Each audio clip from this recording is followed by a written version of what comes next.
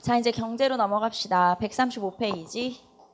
자, 고대의 경제 정책으로 한번 넘어가 볼까요? 자, 이 고대의 경제에서 가장 중요한 건 두 가지 개념이에요. 여러분 두 가지 가장 체크 잘 하시면 되고요. 토지제도의 변천이에요.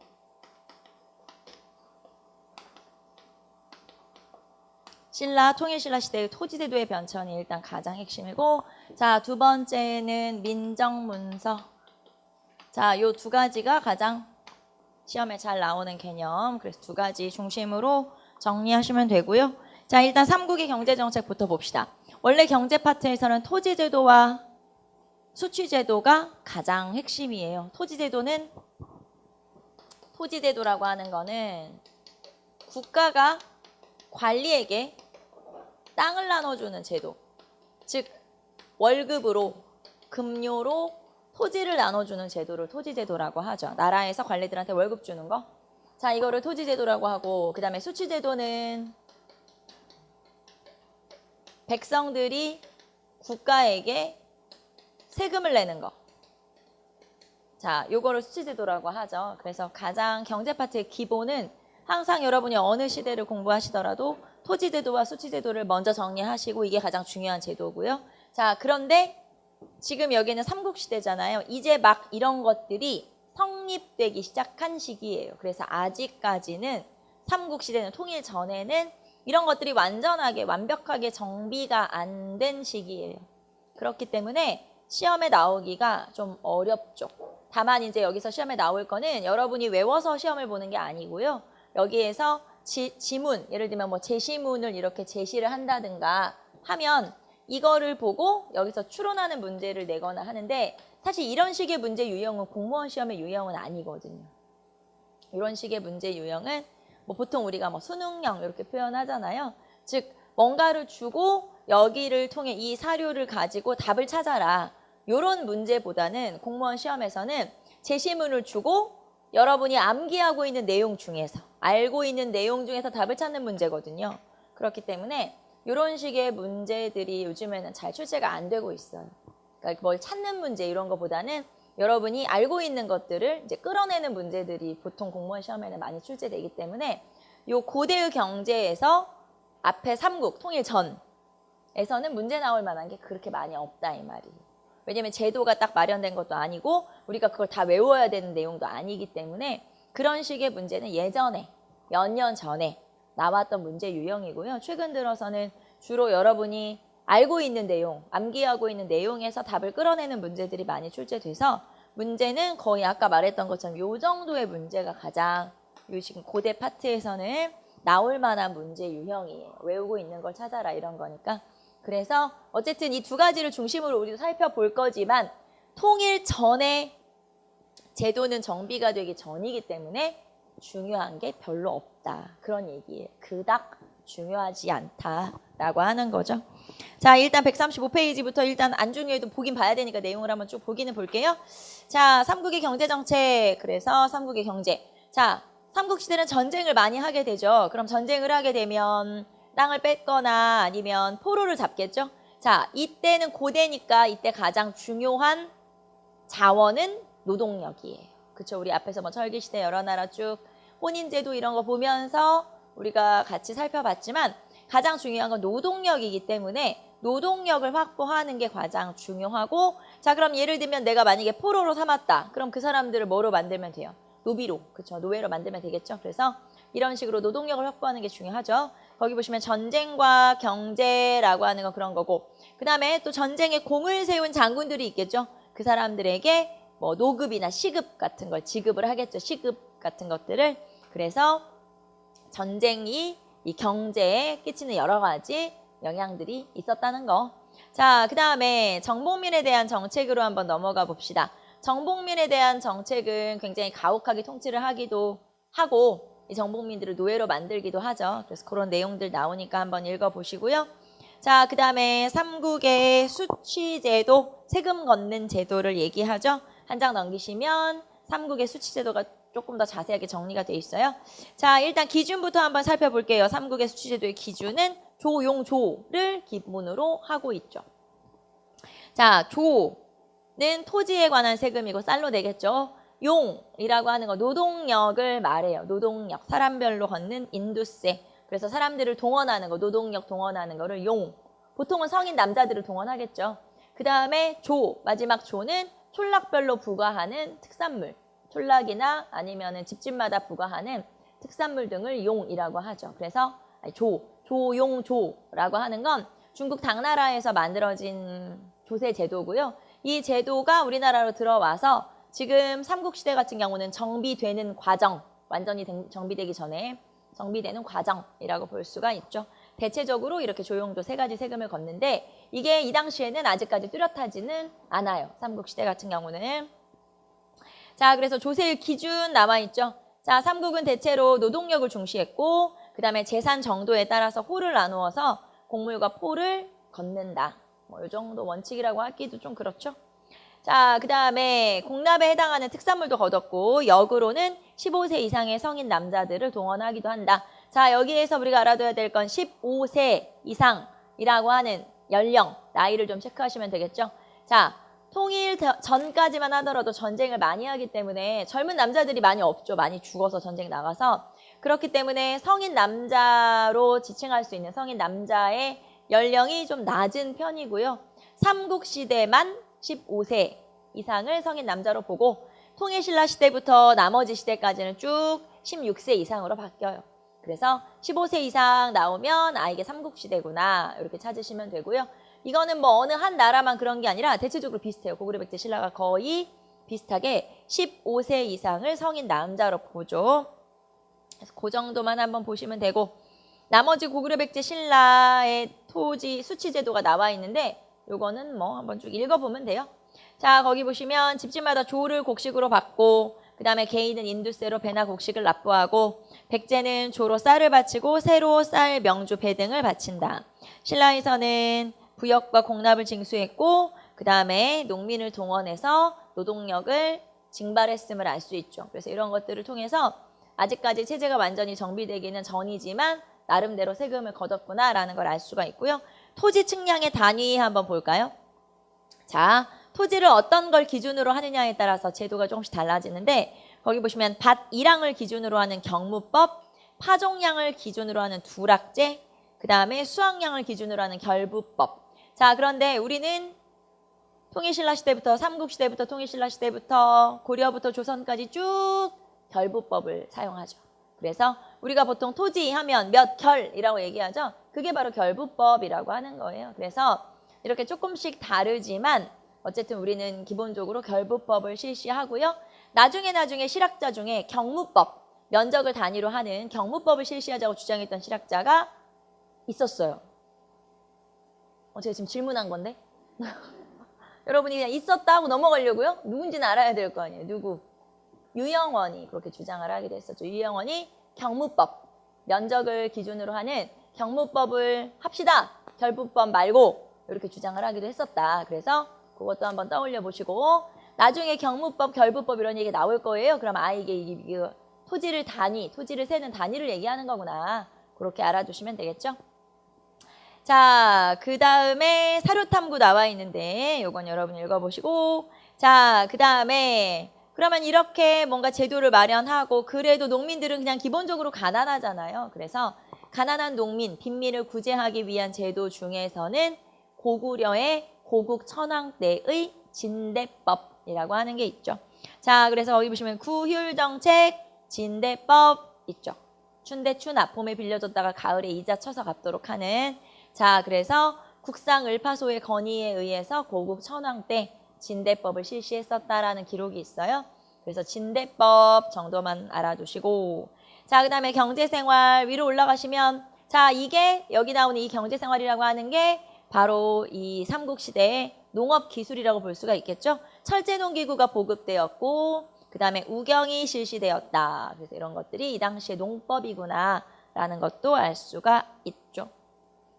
자, 그리고 오른쪽에 사료탐구의 진대법 나와 있으니까 한번 보시고요. 그 다음에 137페이지로 넘어가시면 상업 한번 볼까요? 상업. 자, 거기 보시면 시장이 설치되었다. 이것도 앞에서 다 했던 거니까 체크만 하면 되겠죠? 시장이 설치되었다. 그래서 신라에서 가장 먼저 시장이 설치된 게 5세기 소지왕 때. 이때 시장이 시사라고 하는 시장이 생겼고요. 자, 6세기 초 지증왕 때로 가면 시장이 개편되죠. 동시로 개편이 되고요. 자, 그다음에 시장을 감독하는 감독관청이 생겼어요. 동시전. 그래서 동시전 지증왕 때 한번 모시고, 그다음에 대외무역 나와 있어요. 그래서 삼국의 교역이라고 나와 있고요.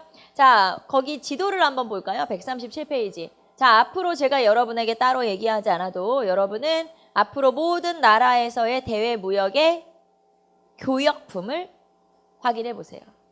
최근 들어서는 교역품, 원래는 고려시대 교역품을 제일 많이 물어봤었는데 최근 들어서는 올해 나왔던 시험 중에 요 삼국의 교역품을 물어보는 문제가 있었어요. 예를 들면 뭐 신라에서 일본에 뭘 팔았는지, 백제에서 당나라에 중국에 뭘 팔았는지, 고구려에서는 뭘 팔았는지 이런 것들이 나오기도 해요. 거기 지금 너무 사진이 코딱지만 해가지고 보이지도 않네.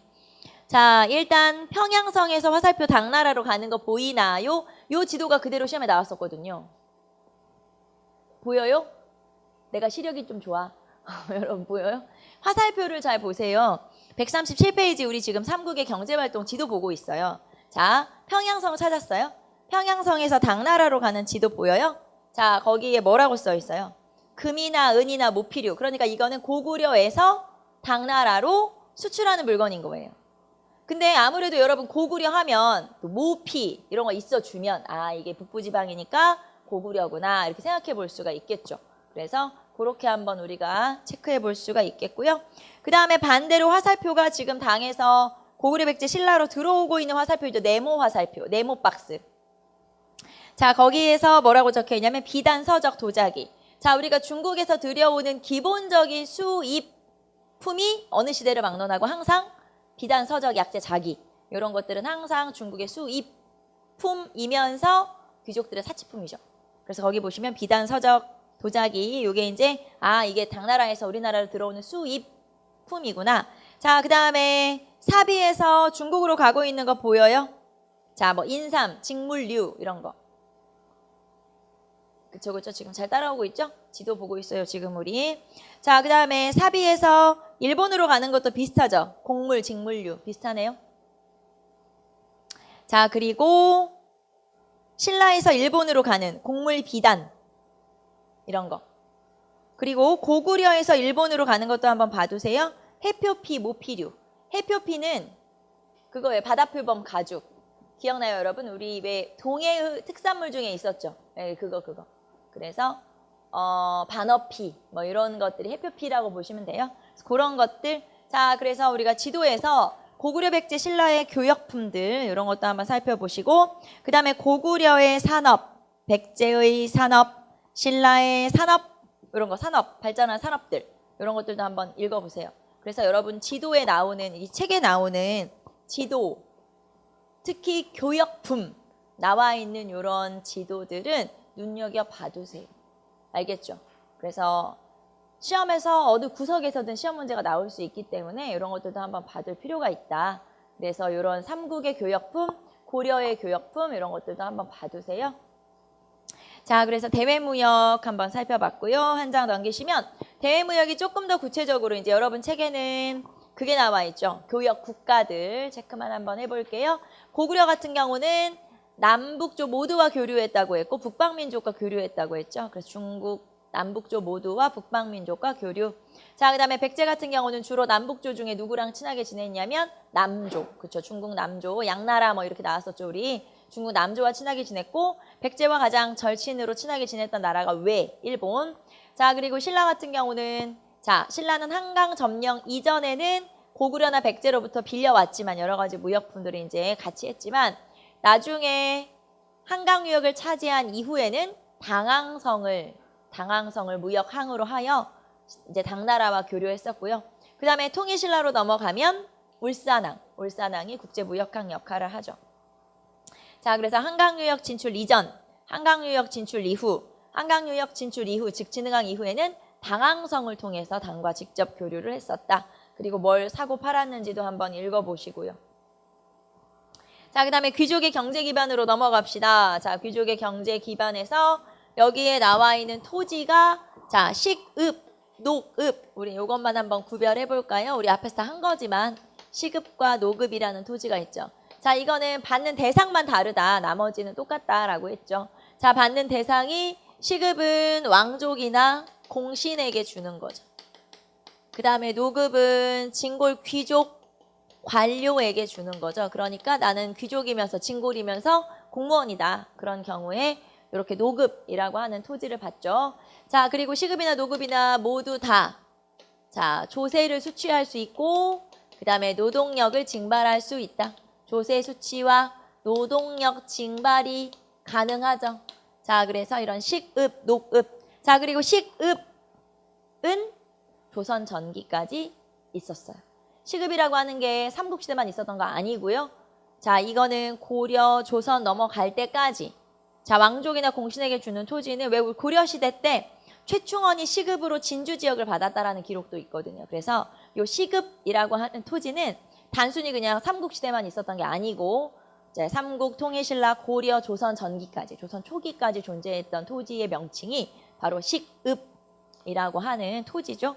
자, 그 다음에 노급은 뭐 우리 아는 것처럼 통일신라 시대에 노급이라고 하는 이제 이 삼국시대에 이 노급은 진골귀족과 왕권의 관계를 알 수 있는 그런 자료이기도 하죠. 그래서 조금 이따 더 자세히 나올 거고요. 자, 그 다음에 농민, 귀족의 농민 수탈 봅시다. 자, 거기 보시면 농민과 노비에 대한 수탈을 자행했고 이 사람들은 고리대로 돈을 벌기도 하고 그래서 귀족들은 막대한 부를 축적하고 있었기 때문에 동그라미 3번 보시면 엄청나게 잘 살았다. 그래서 뭐 보석에다가 비단에다가 이런 얘기들이 나와 있죠. 자, 밑에 보시면 고분벽화의 모습들을 통해서 당시의 사회를 우리가 추론해 볼 수 있죠. 유추해 볼 수 있는데 거기 보시면 손님을 접대하는 모습이 지금 그려져 있고요. 그 다음에 고구려 귀족 저택의 주방 거기 보시면 아궁이 있고 시루 같은 거 걸려 있고요. 그 다음에 여기에 푸죽간 집 안에 푸죽간이 있어요. 푸죽간 뭔지 알아요, 여러분? 고기 같은 거 이렇게 막 걸려 있는 왜 우리 정육점 같이 생긴 그런 것들이 있을 정도로 굉장히 귀족들은 잘 살고요. 오른쪽에 보시면 기와 모양 집, 기와집 모양의 토기가 있죠. 자, 이런 것들이 만들어질 만큼 굉장히 귀족들의 삶은 풍족한 생활을 했구나라는 걸 알 수가 있죠. 자, 그런데 그에 비해서 농민들은 여전히 가난하다. 자, 농민들은 늘 가난하기 때문에 이 사람들이 스스로 좀 뭔가 생산을 높이고 하려면 농업기술을 발전시키는 수밖에 없는데 삼국시대 같은 경우는 뭐 농업기술이라고 할 만한 것도 사실 그렇게 없어요. 그래서 139페이지 보시면 그래도 이 당시에 농민들이 활용하던 농업기술로는 철제 농기구가 보급이 되고요. 어느 정도. 그 다음에 우경이 확대되고 자, 그러면 우경에 대한 기록이 처음 등장한 게 신라 어느 왕 때? 지증왕 때. 그래서 우경에 대한 기록이 최초 등장 신라 지증왕 때. 그러니까 기록이 이때 나타나니까 아무래도 이거보다 조금 먼저 실시됐을 걸로 추정되지만 우리는 기록을 기준으로 시기를 나누는 거니까 우리한테는 그냥 지증왕. 우리는 그냥 그렇게 알고 있으면 되겠죠. 그래서 그냥 우경 실시는 지증왕 이렇게 알고 계시면 돼요. 자, 그래서 농업기술의 발달. 자, 농업기술, 삼국시대 농업기술은 철제 농기구의 보급, 우경의 확대 요 정도 알아두시면 되고 자, 하지만 농민들은 이렇게 농업기술을 발전시켜서 잘 살아보려고 해도 과중한 수치라든가 또는 뭐 전쟁이 나면 전쟁에 동원돼야 된다든가 이런 것 때문에 또는 귀족의 수탈 때문에 굉장히 힘들게 살았다라고 하는 내용이 140페이지 나와 있죠. 한번 읽어보시고요. 자, 그 다음에 남북국의 경제로 넘어갑시다. 자, 아까 지금 삼국시대의 요 지금 고대의 중요한 경제에서 토지제도의 변천하고 민정문서 중요하다고 했는데 그 두 가지 중요한 내용이 모두 다 요 시기에 통일신라 시대에 등장하죠. 자, 통일신라 시대의 경제정책 그래서 두 가지 제일 중요하다고 했던 토지제도의 변천과 민정문서를 한번 살펴봅시다. 자, 142페이지 보시면 토지제도의 변화라고 나와 있고요. 이미 우리가 다 배웠던 거기 때문에 우리는 사료로만 한번 체크해 보시면 되겠죠. 자, 신라 중대의 신문왕, 그 다음에 성덕왕, 경덕왕 요때쯤 얘기예요. 그래서 요때쯤에 있었던 일들이구나.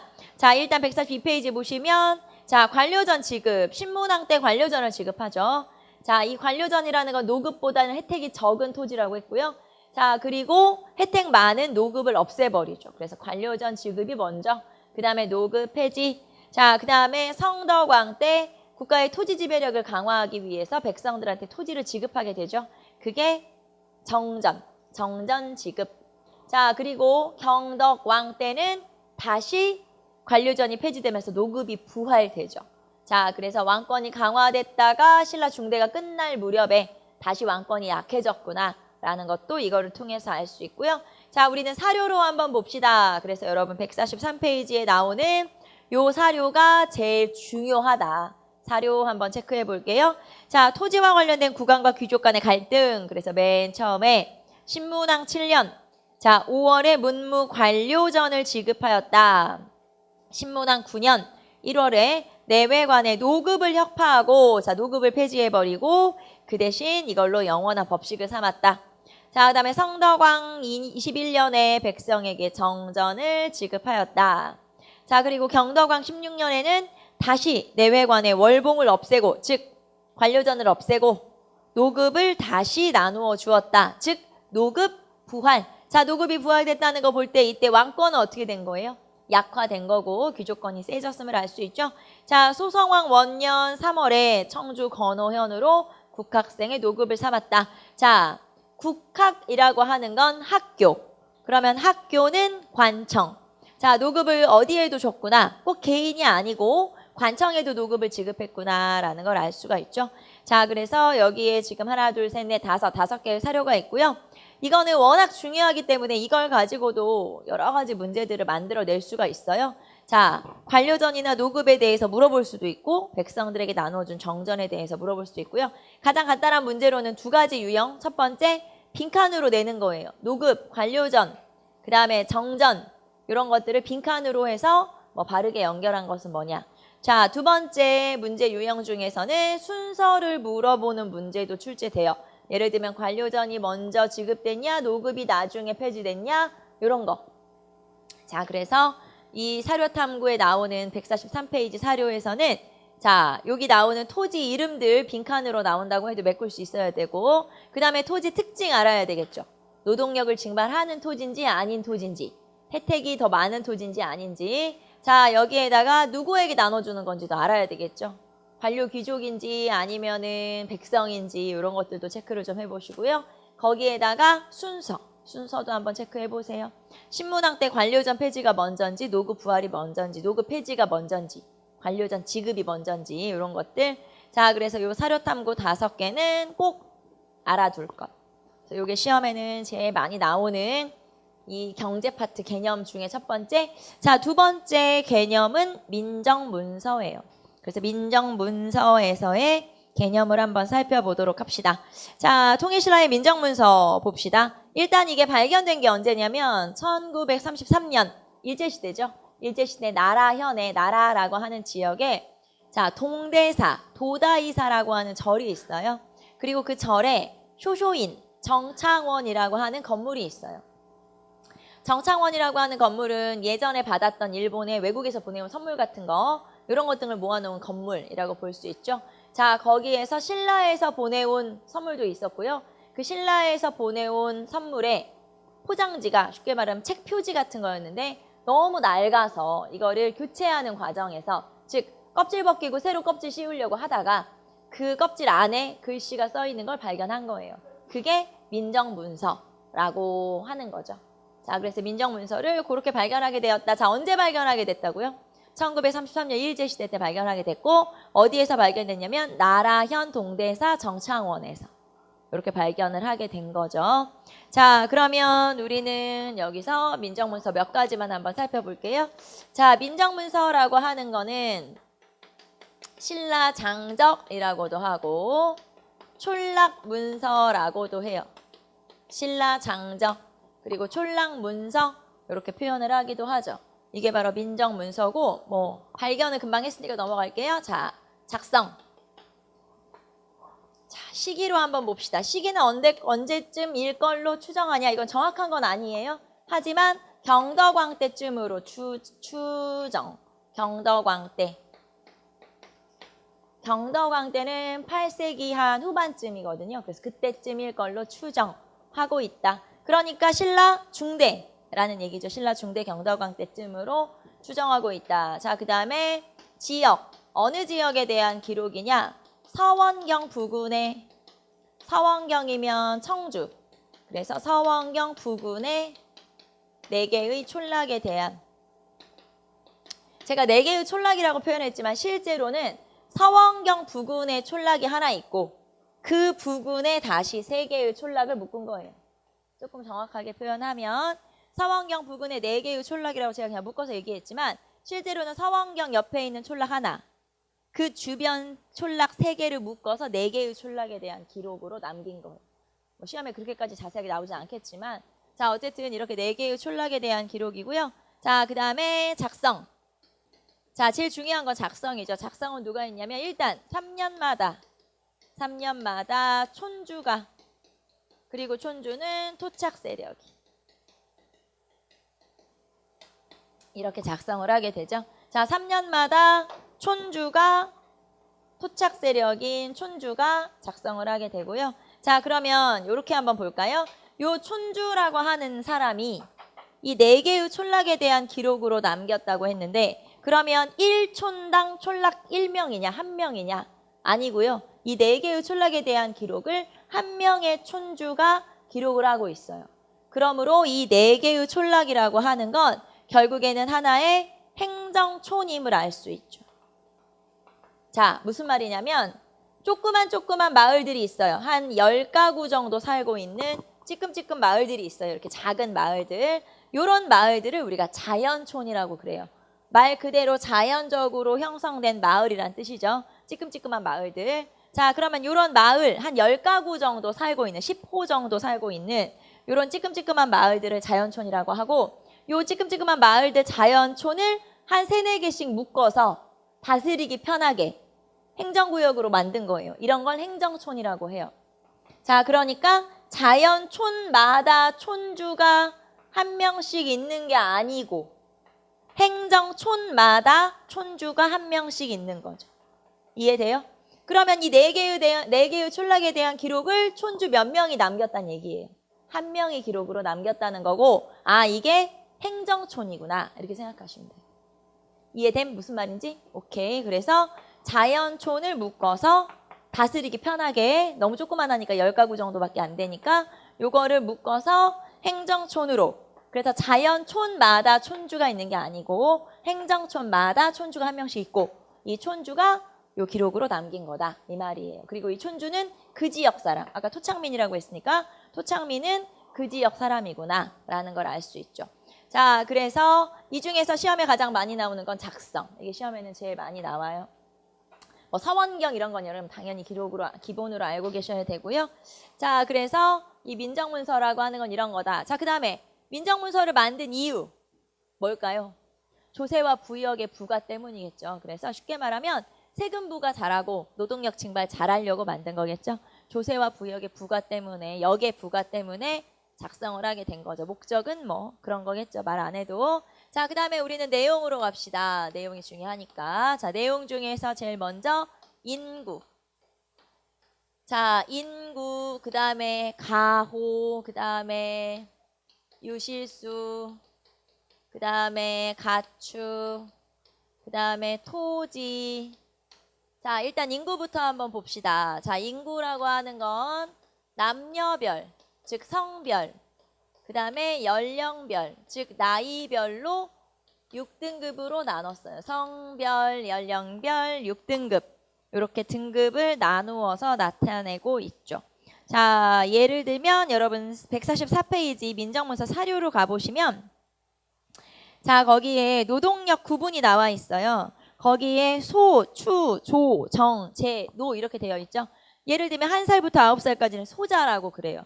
그 다음에 10살부터 12살까지는 추자. 이런 식으로 나이별로 나눈 거죠. 그래서 소자, 추자, 조자, 정자, 제자 뭐 이런 식으로 나누니까 요거는 딱 나이별로. 여자는 소여자, 추여자, 조여자 이렇게 얘기해요. 그래서 나이별로 나누는 거구나 라는 거. 자, 남녀로 나누고 성별로 나누고 그 다음에 나이별로 나누어서 6등급으로 나눈다. 자, 그리고 이렇게 인구에는 누구도 포함되냐? 노비도 포함되죠. 노비도 포함되고 있다 라는 걸 알 수가 있어요. 노비도 들어가는구나. 노비는 전체 인구의 약 10% 정도 한 10% 정도가 노비거든요.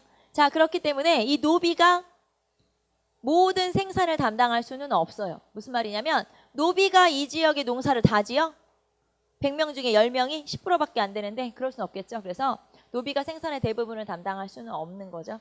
자, 어쨌든 남녀별, 연령별 6등급 노비가 포함되어 있고요. 호는 집.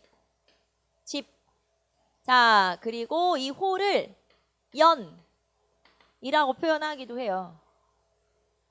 네, 그래요. 예, 그런 게 있어요. 예. 연이라고 해서 계연 또는 공연 이렇게 표현하기도 해요. 그래서 계연은 뭐냐면 계산된 연이란 뜻이에요. 쉽게 말하면 공식적으로 집계한 공연을 다시 토지랑 뭐 이런 것들을 계산해서 세금을 얼마 거둘 것인가를 계산하거든요. 그래서 이런 식으로 계연, 공연이란 표현이 있는데 연이라는 것도 집이라는 뜻이에요. 그래서 뭐 일설에 의하면 이건 일설이에요. 진짜는 아니고 그냥 썰에 의하면 왜 우리가 불 때면 옛날 초가집 그런 거니까 불 때면 굴뚝으로 연기가 막 나죠. 그러면 여기 몇 집이 있구나 이렇게 알 수 있는 것처럼 연기 연자를 써서 연이라고 하는 게 아닐까라고 생각만 하는 거예요. 이것도 추정하는 거죠. 정확한 건 아니에요. 그래서 그렇게 추정을 하기도 해서 집을 연이라고 왜 연이라고 하지? 이렇게 이제 사람들이 생각해 보니까 그런 게 아닐까라고 생각하는데 어쨌든 우리가 알고 있는 호를 연이라고 표현하기도 해요. 그래서 기록에는 공연, 계연 이런 표현이 존재하기도 하죠. 자, 그럼 집은 어떻게 나눴어? 집은 인정의 다과에 의해서 9등급으로 나눠요. 인정의 다과에 의해서 9등급으로 나누죠. 여기서 말하는 인정은 인이니까 사람이겠죠. 그래서 사람들이 많고 적음에 따라 9등급으로 나눈다. 그리고 9등급은 보통 이렇게 나누죠. 상상중하, 그 다음에 중상중하, 그 다음에 하상중하 이렇게 나눠요. 자, 그래서 뭐 상상호 또는 상상연, 그 다음에 중중연 이런 식으로 나누는데 여러분 아까 144페이지 보시면은 거기에 다시 볼까요? 거기 보시면은 촌락, 호라고 써있죠. 오른쪽 표에. 거기에 지금 이 마을에서는 지금 이 촌주가 조사해 놓은 요 지역 사라지촌 사회점촌 요 마을에서는 중하호, 하상호, 하중호, 하하호만 있는 거예요. 인구가 아주 많은 상상호 이런 건 없는 거죠. 무슨 말인지 알겠죠? 그래서 여기는 인구가 그렇게 많은 한 집당 인구가 많은 지역은 아니구나 라는 걸 알 수 있죠. 무슨 말인지 이해돼요? 그래서 여기서 중하호, 중하연이라고 표현할 수 있겠죠? 이런 것들이 지금 이 집을 등급을 구별해 놓은 거고 중하, 그 다음에 하상 이렇게 표시되어 있는 거 보니까 이거 9등급으로 나눈 거구나. 그래서 9등호제, 말하자면 9등급으로 집을 나눴다라고 표현하기도 해요. 9등호제로 집을 나누었구나 라고 표현하기도 하죠. 자, 그다음에 유실수라고 하는 거 나무예요. 그래서 뭐 호두나무, 잣나무, 뭐 이런 나무 등등. 자, 그리고 나무까지도 이렇게 기록으로 남겼다는 거 볼 때 이 유실수마저도 수취의 대상이 되는 거라는 걸 알 수 있죠. 자, 유실수마저도 수취의 대상이 된다. 즉, 야, 너네 마을에서 호두를 한 가마니 가져와. 뭐 이렇게 할 수도 있잖아요. 그래서 수취의 대상이 되기도 한다. 나무한테도 세금을 걷어갔다는 뜻이니까 말하자면 유실수도 수취의 대상이 될 수 있구나라는 걸 나타내는 거고요. 지금 제가 여기다가 이거 순서 없이 그냥 막 적은 거예요. 실제로는 이 기록에 뭐가 더 먼저 되어 있냐면 가축의 기록이 좀 먼저 되어 있어요. 왜냐하면 이 당시에는 노동력하고 그 다음에 가축, 전쟁 같은 거 하려면 말 이런 거 중요하니까 아무래도 가축에 대한 기록이 먼저 나와 있다는 걸 알 수가 있죠. 자, 그래서 가축은 뭐 소나 말이겠죠. 뭐 소나 말. 그리고 이 기록을 보면 3년 전에는 소가 몇 마리, 3년 지난 이후에는 몇 마리 이런 식으로 3년 단위로 기록하고 있는 거 볼 때 3년에 한번 작성했구나라는 것도 알 수가 있고요. 자, 그 다음에 토지로 한번 가봅시다. 토지는 종류가 여러 가지죠. 자, 제일 먼저 가장 많은 토지, 가장 기록에 많이 보이는 토지가 연수유답이에요. 연수유답 또는 연수유전답이라고 하고 연수유답은 아마도 백성들에게 지급한 정전이 아닐까라고 생각해요. 자, 지금 이게 어느 왕 때쯤에 대한 기록이라고 했냐면 경덕왕 때쯤 기록이라고 했고 경덕왕 전에 성덕왕 때 백성들한테 정전을 나눠줬잖아요. 백성들한테 토지를 나눠주고 그 토지에서 세금을 걷어간 거니까 그런 식으로 정전이 아닐까라고 추정해요. 뭐 여러 가지 썰이 있어요. 이것도 정전이야 아니면 민전이냐 하지만 뭐 아무튼 정전일 거다. 추정. 자, 그 다음에 촌주의답. 자, 촌주의답이라고 하는 건 촌주에게 지급한 토지겠고 촌주에게 직역에 대한 대가로 나누어준 토지가 아닐까. 직역이라고 하는 건 내가 나라에 대해 해야 되는 의무니까 직업이라고 보시면 돼요. 우리가 역이라고 하는 건 직업이라고 한댔죠. 그래서 직역. 이 사람 일이 뭐야? 이거 조사해서 기록하는 거. 얘는 이거 하느라고 바쁘니까 월급 받아야 되잖아요. 그 월급으로 준 토지가 촌주의답이 아닐까. 자, 그리고 이거는 농민이 경작을 해줘요. 말하자면 촌주가 직접 농사를 짓는 게 아니고 농민들이 농사를 지어서 갖다 주는 거죠. 말하자면. 자, 그래서 촌주의답. 자, 그 다음에 내시령답. 자, 내시령답은 내시령이라고 하는 관리에게. 뭔지 모르지만 내시령이라는 관직의 명칭은 다른 데는 없거든요. 여기만 나와요. 그래서 뭔지 몰라요. 하지만 관리일 거다라고 생각하죠. 자, 그 다음에 관모답 또는 관모전답. 자, 관모답, 관모전답은 관이니까 관청해주는 토지예요. 최근에는 요 내시령답이나 관모답을 이렇게 바꿔서 시험을 내기도 해요. 관청에 지급하는 토지는 관모답, 관리에게 주는 토지는 내시령답. 이거 헷갈리지 마시고 언뜻 보면 헷갈릴 수 있거든요. 자, 그 다음에 마지막에 마전. 자, 마전은 마을 공동경작지예요. 마을 공동경작지. 자, 예전에는 사람들이 마로 된 옷을 입었어요. 그러니까 그 지역에서는 말을 키워야 내가 옷을 입을 수 있으니까 마을에서 공동으로 말을 키우는 공동경작지를 마전이라고 그래요. 자, 그래서 이런 것들이 토지의 종류에 해당하죠. 그래서 토지의 종류도 알아두시고 그 다음에 나머지 내용들 특히 이 중에서는 인구, 그 다음에 호, 그 다음에 토지 이런 것들 헷갈리지 않게 누구에게 나눠주는지 체크 한번 해보시고요. 자, 그 다음에 하나 더. 자, 토지나 아니면은 가축 이런 것들은 예를 들면 자, A네 집에 말 3마리, 소 5마리, B네 집에 토지, 뭐 연수이다 멀마 이렇게 기록이 되지 않아요. 무슨 말이냐면 이 민정문서에서는 이 마을 단위로 전체의 개수만 쉽게 말하면 이런 가축의 마리수만 적혀 있는 거지 집집마다 표시되어 있지는 않는다. 무슨 말인지 이해돼요? 개똥이네 집에 3마리, 말똥이네 집에 5마리 이렇게 안 돼 있고 그냥 전체적으로 이 마을 A라는 마을에 말 몇 마리, 소 몇 마리 이렇게. 토지도 마찬가지예요. A네 집에 뭐 연수이답이 얼마 이렇게 되어 있는 게 아니고 마을 단위로 이렇게 기록이 되어 있어요. 그래서 그것도 좀 특이한 점. 개별 소유에 대한 기록이 없다는 거. 알겠죠? 개별 소유에 대한 기록이 있는 게 아니고 마을 단위에 대한 소유가 기록되어 있다는 게 특이한 점. 자, 그래서 이 민정문서에서 여러분이 조금 더 우리가 들어가 본 약간 심화적인 내용은 요거. 행정촌 요거 약간 좀 어려운 내용. 요 행정촌 이런 거 조금 어려운 내용이네. 그 다음에 아까 연이라고 하는 거 요거 집을 연이라고 하는 거 조금 어려운 내용. 그 다음에 개별 소유로 표시된 게 아니라는 거. 알겠죠? 요거 아니라는 거. 지금 제가 파란색으로 체크한 것들은 조금 더 내용을 조금 깊이 있게 들어가 본 거예요. 이런 것들은 조금 더 심화된 내용이라고 볼 수가 있죠. 자, 그래서 민정문서까지 한번 살펴봤고요. 자, 그 다음에 나머지는 한번 여러분이 읽어보시고 우리는 수공업으로 한번 가볼게요. 145페이지 수공업의 발달. 자, 견직물, 마직물, 방직기술. 특히 우리나라에서 방직기술이 발달했고 그 다음에 금, 은, 세공품, 나전칠기 이런 것들이 꾸준하게 발전하고 있고요. 이런 것들이 주로 많이 나니까 당연히 수출품에 이런 것들이 들어가겠죠. 한번 보시고. 자, 그 다음에 상업의 발달. 자, 통일을 했어요. 그러면은 예전에 보다 인구가 늘어났죠. 나라가 커졌으니까. 그럼 인구가 늘어났으니까 시장도 늘어나야겠네. 그래서 거기 보시면 효소왕 때 서시와 남시가 더 생겼어요. 아까 우리 동시 있었죠. 동시 하나 있었고 그 다음에 서시와 남시. 그래서 시장이 뭘 늘어났구나 알 수 있고.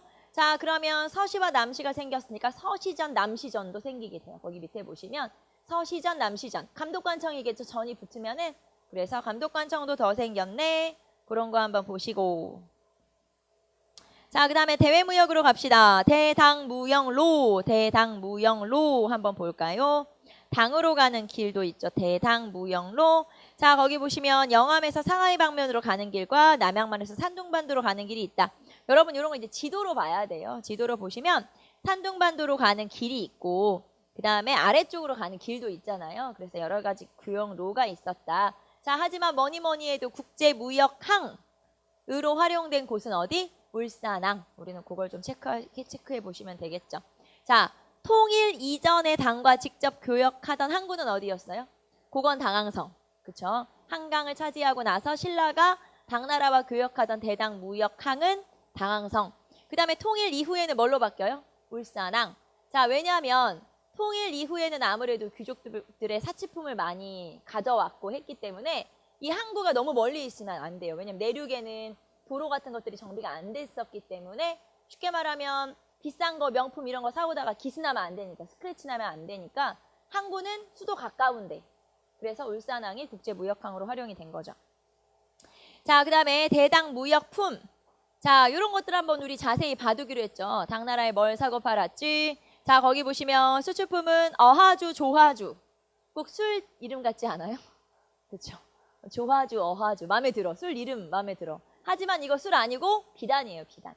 그래서 어하주, 조하주. 자, 이런 견직물이니까 비단이에요. 비단. 네, 이름이 예쁘긴 하지만 비단이다. 이거 술 아니다고. 자, 그 다음에 해표피, 삼배, 인삼, 금은, 세공품. 이런 것들이 수출품. 봐두세요. 그 다음에 수입품은 뭐 중국에서 사오는 수입품 뻔하죠. 비단, 약재, 차, 도자기 이런 것들 중국에서 사오는 기본적인 것들.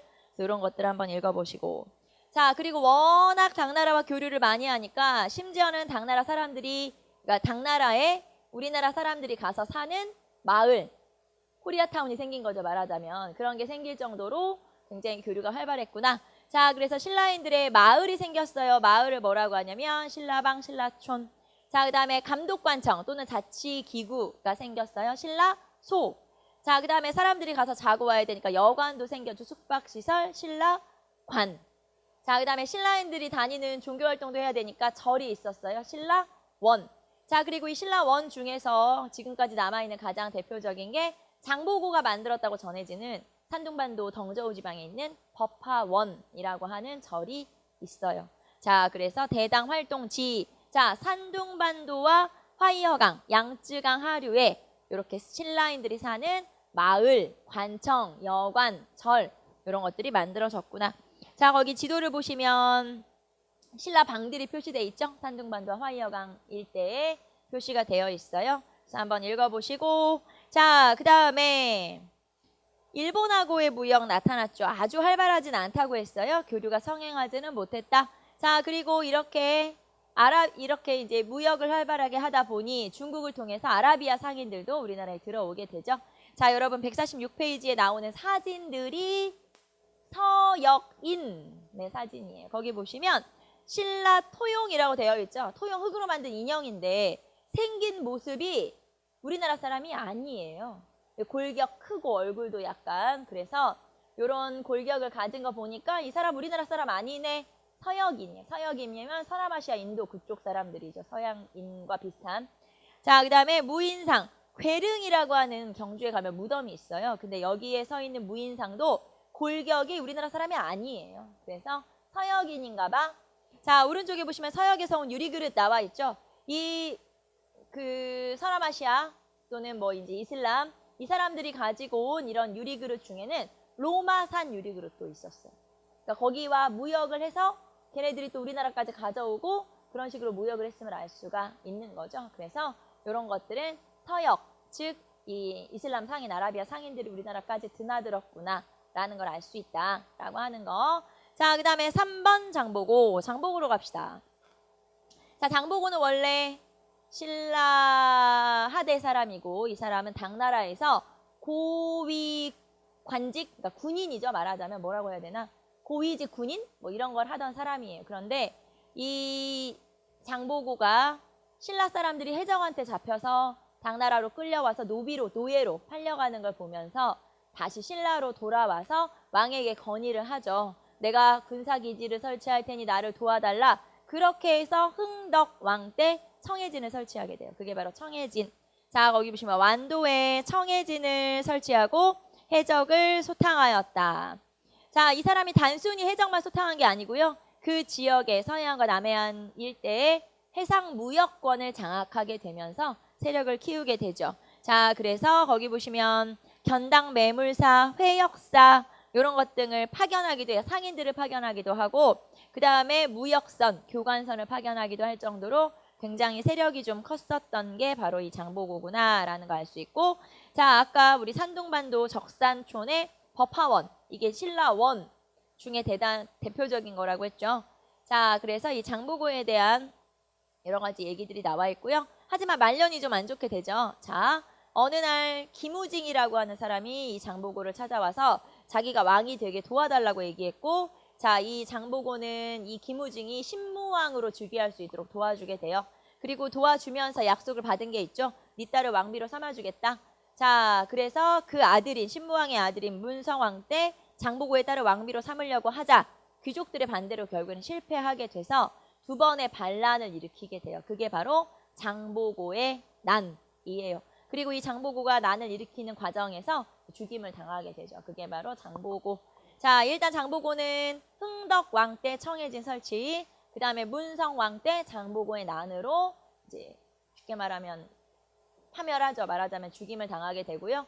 자, 그리고 이 장보고와 관련된 사료 중에서는 오른쪽에 보시면 옌린이라고 하는 일본 승려가 있어요. 그리고 이 옌린이라고 하는 사람이 쓴 입당구법 순례행기라고 하는 책이 있죠. 이 책이 이런 거예요. 옌린이라고 하는 일본 승려가 장보고, 대사라고 칭하거든요. 그 책에서는 이 대사의 도움을 받아서 당나라로 가게 돼요. 그리고 이 사람의 도움을 받게 돼서 이제 이 장보고에 대한 고마운 마음을 이 자기가 쓴 기행문에 여러 번 언급을 하고 있어요. 그게 바로 옌린의 입당구법 순례행기. 여기에서 대사로 지칭하는 인물이 바로 장보고다라는 걸 알 수가 있죠. 자, 그래서 적산법화원 한번 보시고 사진. 그 다음에 뭐 청해진은 당연히 지금은 터만 남아있죠. 왜냐하면 장보고의 난이 일어났을 때 청해진까지 같이 해체해버렸기 때문에 한번 읽어보시고, 그 다음에 147페이지 보시면 신라 세력의 성장이라고 해서 자, 이 장보고에 관한 사료들이 나와 있고요. 거기 두 번째 사료의 문성왕 때 사료 보시면 장보고를 궁복이라고 하고 있죠. 이 사람 이름이 장궁복이에요. 참, 우리가 장보고 본명까지 알아야 돼. 장궁복, 궁복 나오면 장보고구나 이렇게 생각하시면 되죠. 외우란 거 아니고 그냥 읽어보시면 장보고구나 알 수 있어요. 한번 읽어보시고요. 자, 그래서 해상세력, 신라 하대의 해상세력 중에 대표적인 인물이 바로 장보고구나라는 걸 알 수 있고, 자, 그 다음에 귀족과 농민의 경제 생활, 뭐 나머지 그냥 쭉 한번 체크만 하고 넘어갈까요? 귀족들은 아무래도 식읍, 녹읍 이런 걸 받고, 자, 그 다음에 나라에서 또 통일 후에 관료들한테 토지를 나눠주기도 하고 했기 때문에 살만하죠. 자, 그래서 토지, 노비, 목장, 섬 이런 걸 가지고 있었어요. 진짜 섬 하나 갖고 싶네. 이 부자들의 상징 그런 거 아니야? 섬도 하나 갖고? 아, 부럽네. 지금 섬이 문제가 아니라 집도 없어. 자, 그 다음에 귀족의 향락 생활 봅시다. 거기 보시면 귀족들은 굉장히 사치스러운 생활을 했죠. 그래서 당으로부터 또는 아라비아로부터 비단이나 양탄자나 이런 것들 사치품을 가지고 왔고요. 자, 거기 보시면 세 번째 줄에 귀족들은 경주 근처에 호화로운 주택을 가지고 있었죠. 금입택이라고 그래요. 이게 무슨 말이냐면 금박을 입힌 집이란 뜻이거든요. 그래서 금입택이라고 하는 게 있었고, 그 다음에 사절유택, 말 그대로 사계절의 집이 따로 있었다는 얘기니까 별장이 있었다는 뜻이에요. 그래서 금입택이나 사절유택이라고 하는 표현이 이 신라의 굉장히 귀족들의 사치스러운 생활을 알 수가 있다. 자, 그래서 한번 읽어보시고, 주로 사치품 같은 게 이제 당으로부터 사오겠죠. 그런 것들 한번 보시고, 한 장 넘기시면은 신라 귀족의 생활 나와 있어요. 요 사료를 가지고 시험에 내기도 하죠. 시기가 언제냐? 보통 신라 하대를 얘기하는 거고요. 재산가에는 녹이 끊이지 않고, 노비가 거기 보시면 노동이 많고, 여기서 노동은 노동이니까 어린아이겠죠. 노비 어린아이. 그래서 노비도 굉장히 많고, 바다 가운데 섬에서 가축을 길러서 필요할 때마다 쏘아서 잡아먹었다. 되게 부럽다. 자, 그래서 신라 귀족의 생활. 자, 그러니까요.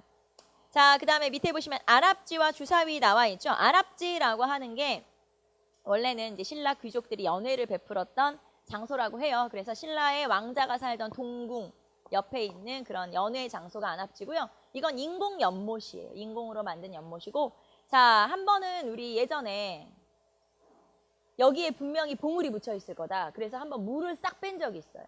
뭐 있을 줄 알고. 없어요. 별게 안 나왔어. 여기서 주사위하고 청동으로 만든 가위 뭐 이런 것들 몇 개 나왔거든요. 그래서 뭐 유물이 많이 나오진 않았는데 요 주사위가 나왔죠. 거기 주사위 보시면 이게 정확히 제가 지금 기억 안 나는 16면체인가 뭐 아무튼 뭐 여러 면으로 되어 있는 주사위고요. 주사위 보시면 거기 막 글씨 써 있죠. 이게 그런 거예요. 우리 술 먹으면은 벌칙 하잖아, 벌칙. 그런 거. 예를 들면 뭐 술 3잔 연거푸 마시기, 간지럼 태워도 웃지 않기, 뭐 반주 없이 노래 부르기 이런 거예요. 니들 노는 거랑 똑같아요. 그래서 여기 보시면 이런 주사위가 있고요. 안타깝게도 이 주사위는 복원을 하는 과정에서 불타버렸어요. 얘는 모조품. 저희 집에도 하나 있어요. 모조품. 모조품이에요.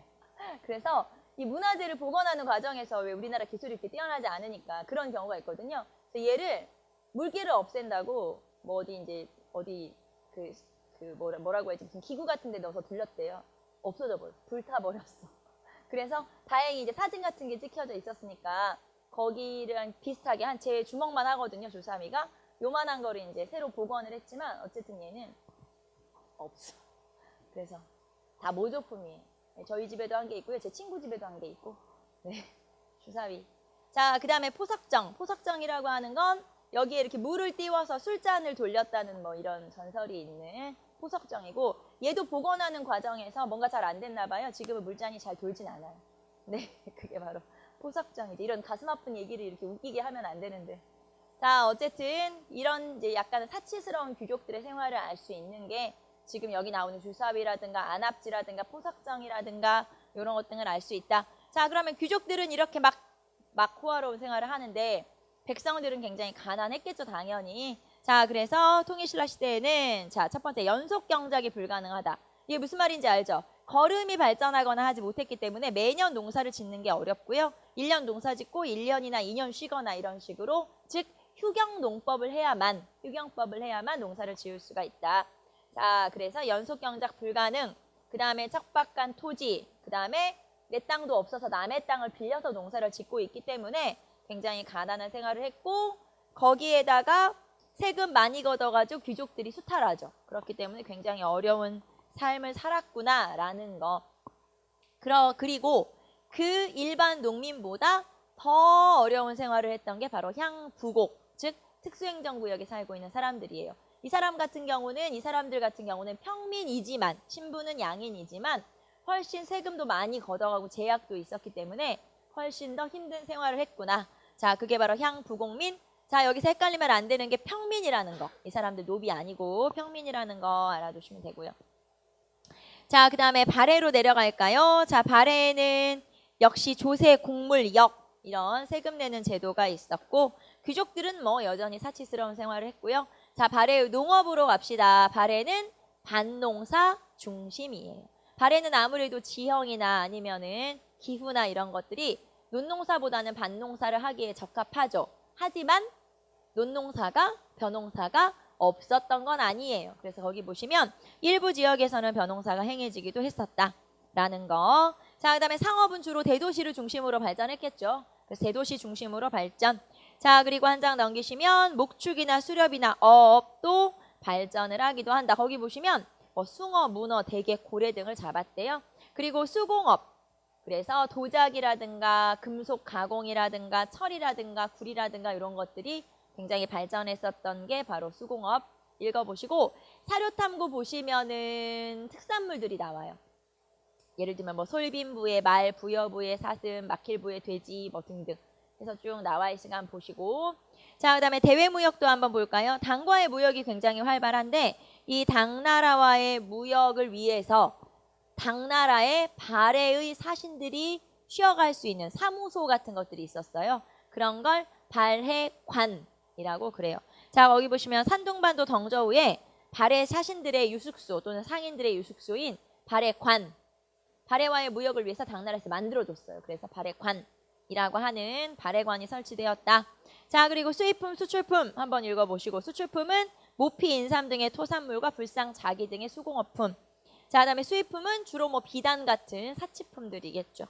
그래서 수입 수출품 한번 읽어보시고, 자, 그다음에 발해와 가장 무역이 활발하고 교류도 활발한 나라가 어디예요? 일본. 그래서 일본하고도 무역이 굉장히 활발하게 이루어졌구나 알 수 있고요. 자, 그다음에 발해에서 마지막 하나만 더 보고 잠깐 쉽시다. 발해에서는 이렇게 5개의 길, 즉 무역로가 놓여져 있었어요. 자, 그래서 무역로. 자, 일단 위에서부터 한번 볼까요? 자, 거란으로 가는 길이 있었어요. 거란도. 부여부를 지나서 가는 거란도가 있었고, 자, 상경에서 출발해서 당나라로 가는 길인데 육로로 가는 길이 하나 있어요. 영주도. 그 다음에 상경에서 출발해서 당나라로 가는 길인데 해로로 가는 길이 있어요. 조공도. 그래서 거란도, 영주도, 조공도 이렇게 있고요. 자, 그 다음에 나머지 2개의 길이 중요해요. 이 2개의 길은 체크 한번 해봅시다. 자, 상경에서 출발할게요. 상경에서 출발해서 동경으로 가보세요. 동경까지 갔죠? 자, 동경에서 바다 쭉 타고 내려가서 동쪽으로 가면 어느 나라? 일본. 그래서 이 길을 일본도라고 그래요. 자, 다시 상경에서 출발할게요. 상경에서 동경 거쳐서, 자, 이번에는 함경도에 있는 남경으로 내려가요. 자, 그리고 남쪽으로 쭉 내려가면 어느 나라? 신라. 그래서 이 길을 신라도. 자, 상경에서 동경 거쳐 일본도, 동경 거쳐 남경 거쳐서 신라도. 그래서 이 2개의 길은 제가 도시 이름까지 굳이 얘기하는 이유는 어느 도시를 거쳤는지도 알아두셔야 되니까. 자, 그래서 이렇게 5개의 길이 있다. 그중에 신라도, 일본도 체크 한번 해보시고, 자, 여기까지 해서 우리가 고대의 경제 마무리를 좀 했고요. 우리 잠깐 쉬었다가 고대의 사회로 넘어갈까요?